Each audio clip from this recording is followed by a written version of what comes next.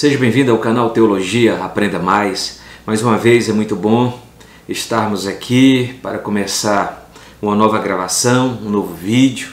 E com a graça de Deus, hoje eu quero falar sobre a teologia medieval, né? Teologia medieval.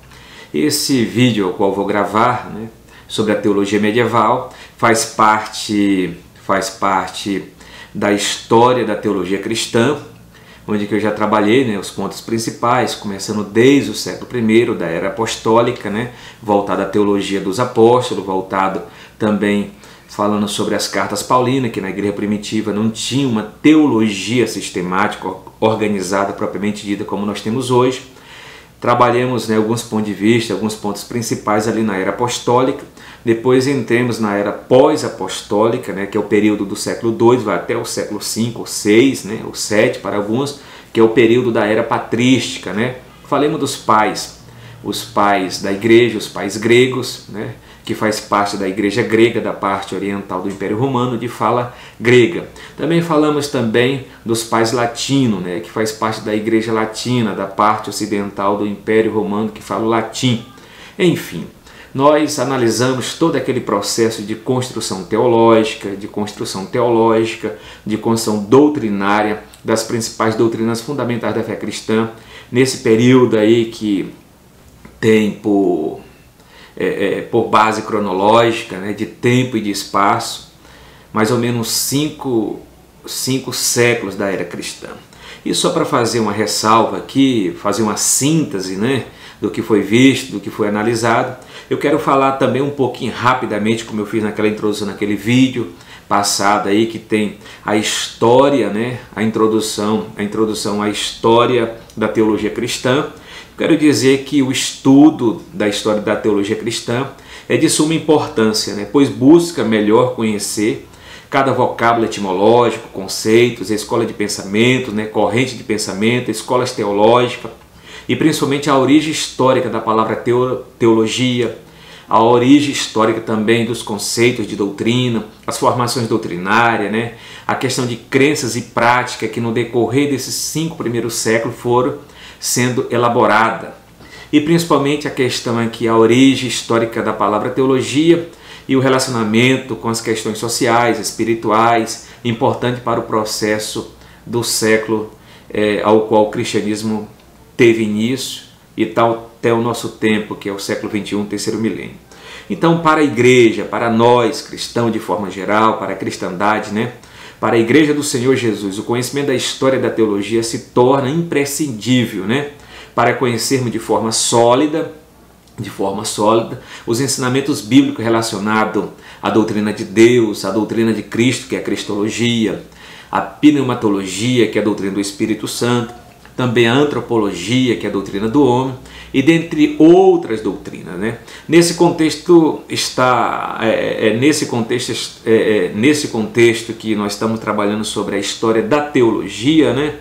O objetivo primordial, né, desses vídeos é apresentar uma síntese sobre a construção do pensamento teológico, a construção das doutrinas fundamentais da fé cristã para a igreja odierna, para a igreja militante, para a igreja nos nossos dias de hoje.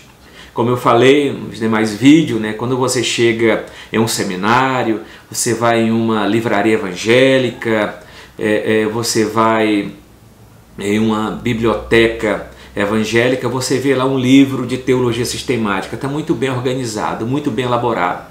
Tá as 9 unidades, as 9 doutrinas, né, da teologia sistemática, que é a doutrina de Deus, doutrina de Cristo, cristologia, a pneumatologia, que é a doutrina do Espírito Santo, a antropologia, que é a doutrina do homem, enfim, até chegar à escatologia, né?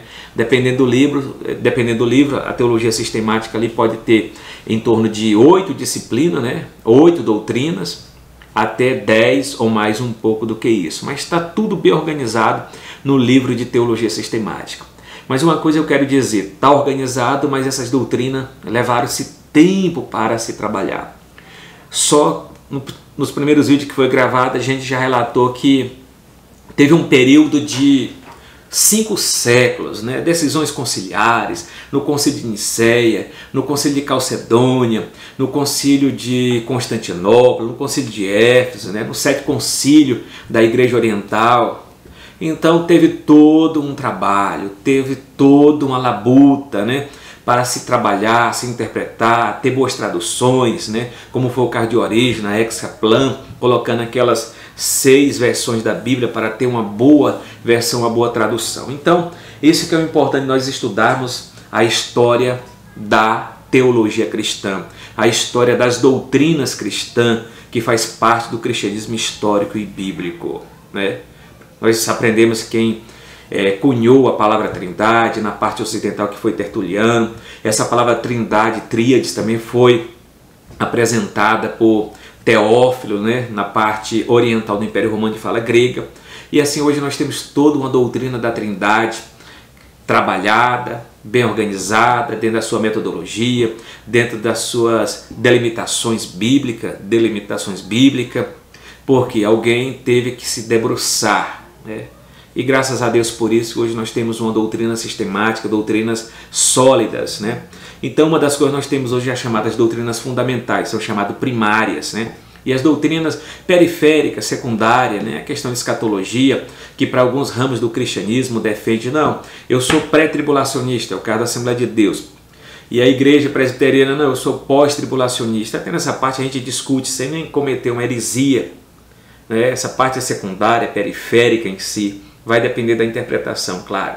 Agora, como se trata das doutrinas fundamentais da fé cristã, sobre a questão da cristologia e sobre a deidade de Jesus, de Cristo, que Ele é Deus, a segunda pessoa da Santíssima Trindade, aí o pentecostalismo clássico, a Assembleia de Deus, comunga com as demais igrejas históricas, acerca que a gente não pode tirar sequer esse fundamento e dizer jamais que Jesus não é Deus. Porque a Bíblia já atesta, né? A Bíblia já atesta sobre isso, já está centralizada acerca dessa doutrina, que Ele é Deus Todo-Poderoso, né? A segunda pessoa da Santíssima Trindade. Então, as doutrinas fundamentais, que são as doutrinas primárias, cardeais, centrais, os pontos principais, o pentecostalismo clássico comunga com as demais igrejas históricas, né? Batista, presbiteriana, metodistas e etc.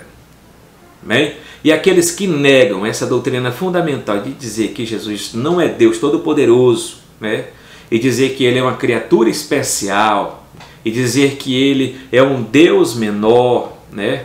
Então, esse ramo, essa comunidade, o que seja, não faz parte do cristianismo histórico e bíblico. É considerado uma heresia.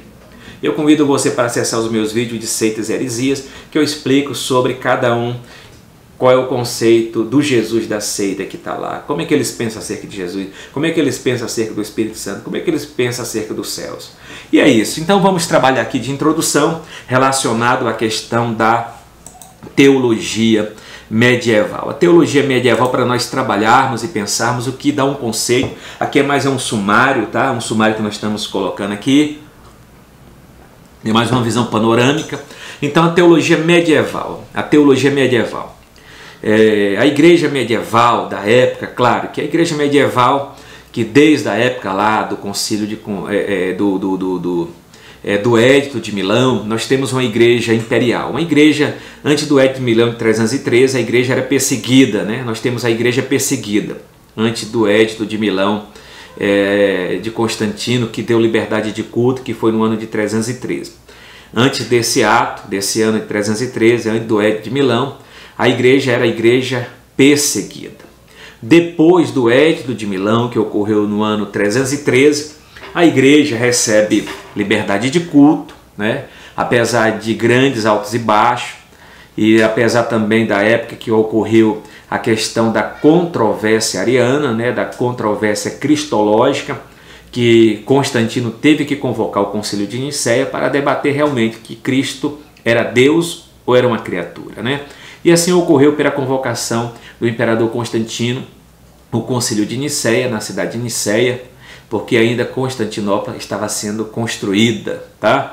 Então, depois desse concílio, então depois do Edito de Milão em 313, nós temos agora não mais uma igreja perseguida. Antes do Edito de Milão em 313, a igreja é perseguida. Depois do Edito de Milão em 313, já agora temos uma igreja imperial. Uma igreja imperial. 313 nós temos liberdade de culto. Nós temos liberdade de culto. No ano de 380, outro imperador, por nome Teodósio I, na cidade de Tessalônica, editou, um edito, o Edito de Tessalônica de 380, que eu não me engano, 380, no século IV, fazendo agora o cristianismo, fazendo o cristianismo a religião oficial do Império Romano. Uma coisa que Constantino fez no Edito de Milão, na cidade de Milão, norte da Itália, em 313, foi dar liberdade de culto para a igreja perseguida. Mas ele não tornou o cristianismo a religião oficial do Império Romano. Até porque nós analisamos e vimos, isso eu vou deixar para a história do cristianismo, história da igreja, a gente analisou o quê? Que aconteceu o concílio de Nicéia, entra a questão de Atanásio, o pai da ortodoxia, da defesa, e até escreveu um livro sobre a encarnação do Verbo, e na encarnação do Verbo ele fala que Jesus tem que ser Deus realmente, que não está todo mundo perdido. Então foi discutida a questão da deidade. Ário foi preso, Ário foi exilado, mas ao mesmo tempo aquele partidário de Ário, Eusébio de Nicomédia, até Eusébio de Cesareia se deixou levar um pouco pela aquela questão da influência do arianismo que era muito forte. É por isso que São Jerônimo disse, Atanásio contra mundo, Atanásio teve que enfrentar o mundo todo que era ariano. Do dia para a noite o mundo se tornou ariano. Do dia para a noite. Então quer dizer, o mundo ariano, o que ocorreu? O concílio de Nicéia condenou os ensinos de Ário, mas mesmo assim os partidários de Ário veio lá, trouxeram novamente do exílio, apesar que na noite que estava comemorando a volta dele, ele faleceu. Isso foi providência de Deus, Então o que acontece? Mas mesmo assim ficou a questão dos ensinos de Ário, Os arianos levaram o seu ensino até muito tempo, 30, 40, 50 anos, mais do que isso, Até porque quando Constantino morreu, o arianismo ainda estava vivo. O arianismo estava vivo, as ideias de Ário estavam vivas ainda. Até os filhos de Constantino eram arianos, É uma das coisas que Atanásio teve que enfrentar e foi exilado várias vezes por Constantino e seus filhos. Foi exilado em torno de 5 a 7 vezes e mandava eles muito, tirava lá, ele era de Alexandria, na parte oriental do Império Romano, mandava ele para o Ocidente, mandava ele para terras longe como a Alemanha, etc. E Atanásio ficava muito tempo. E depois ele voltava do exílio, depois de passar 5 anos, 10 anos, mais do que isso, voltava novamente para a cidade de Alexandria, no Egito. E assim acontecia, mas ele lutou muito para defender a ortodoxia cristã. Lembra que ortodoxia cristã é a doutrina reta, é a doutrina que tem a palavra de Deus como nossa única regra de fé e de prática, que diz que Jesus Cristo é Deus e ponto. É a segunda pessoa da Santíssima Trindade. O que ocorreu? Constantino deu liberdade de culto no ano 313, mas o arianismo estava vivo ainda. E ele só vai receber um golpe fatal para morrer de vez a partir de 380, no Edito de Tessalônica, a partir do imperador Teodósio, que vai fazer do cristianismo a religião oficial do Império Romano. E a partir do momento que o cristianismo é a religião oficial do Império Romano, não há lugar mais para as demais religiões. Não há lugar mais para o arianismo, porque agora é o cristianismo que tem todo o poderio religioso e político daqui para frente, Então esse é o conceito maior para se pensar. Antes do Edito de Milão, nós temos uma igreja perseguida. A partir do Edito de Milão, em 313, nós temos um cristianismo agora imperial. Uma igreja perseguida antes, do 313, mas uma igreja agora imperial a partir de 313. E se consolida a partir do Edito de Tessalônica, 380, onde o cristianismo agora se torna a religião do Império Romano, E ela se tornando a religião do Império Romano, agora é uma igreja imperial. Shalom, até a próxima. Quero gravar o segundo vídeo, dessa modalidade da teologia medieval, e quero falar agora sobre o conceito de toda essa base conceitual da teologia medieval. Shalom.